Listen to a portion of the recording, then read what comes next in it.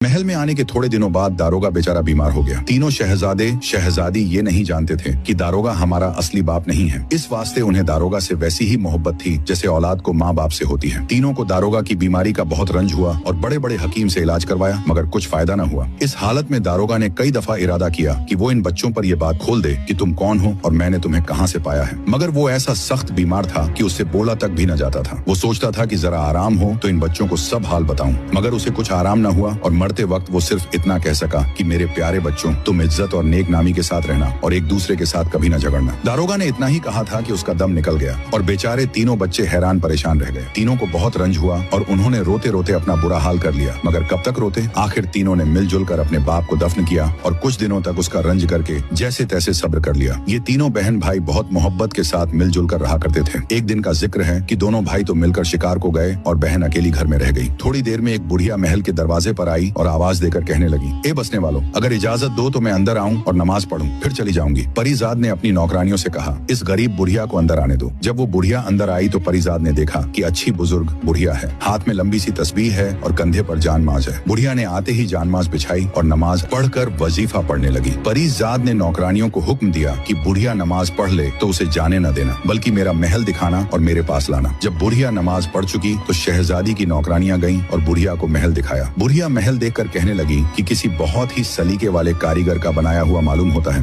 फिर नौकरानियां उसे शहजादी के पास ले गईं। शहजादी ने कहा, बूढ़ी अम्मा, तुम कहाँ से आई हो? आओ थोड़ी देर मेरे पास बैठकर बातें करो। बुढ़िया शहजादी के साथ बैठ गई। इतने में नौकरानियां दस्तरखान लाईं और करीने से बिछाकर उस पर सोने चांदी के बर्तनों में कुलछे, रोटियां और मेवे लाकर रखे और तश्तरियों में कई किस्म की मिठाइयां लाकर करीने से चुनी। फिर शहजादी ने बुढ़िया से कहा, बूढ़ी अम्मा, तुम थकी हुई हो और भूखी मालूम होती हो, कुछ नाश्ता करो। बुढ़िया ने कहा, बेटी, खुदा तुम्हारा बहुत बड़ा इकबाल करे, मैंने तो अच्छे खाने खाना छोड़ दिए हैं। खैर, तुम्हारी खुशी से कुछ खाती हूँ। आखिर बुढ़िया ने थोड़ा सा नाश्ता किया और शहजादी से बातें करने लगी। बातों बातों में शहजादी ने पूछा, बूढ़ी अम्मा, मेरा महल कैसा है? बुढ़िया ने कहा, बेटी, खुदा तुम्हें इसमें रहना बसना नसीब करे। महल बहुत खूबसूरत बना हुआ है और सब सामान भी बहुत खरीने से रखा है। शहजादी ने पूछा, कोई और चीज भी इस महल में होनी चाहिए या नहीं? बुढ़िया ने कहा, ये तुम मुझसे न पूछो। शहजादी बुढ़िया के पीछे पड़ गई कि नहीं, मैं तो जरूर पूछूंगी। लाचार बुढ़िया ने कहा, अगर इसमें 3 चीजें और हों तो तुम्हारा मकान बस बहिश्त बन जाए और फिर इसमें किसी चीज की कमी न रहे।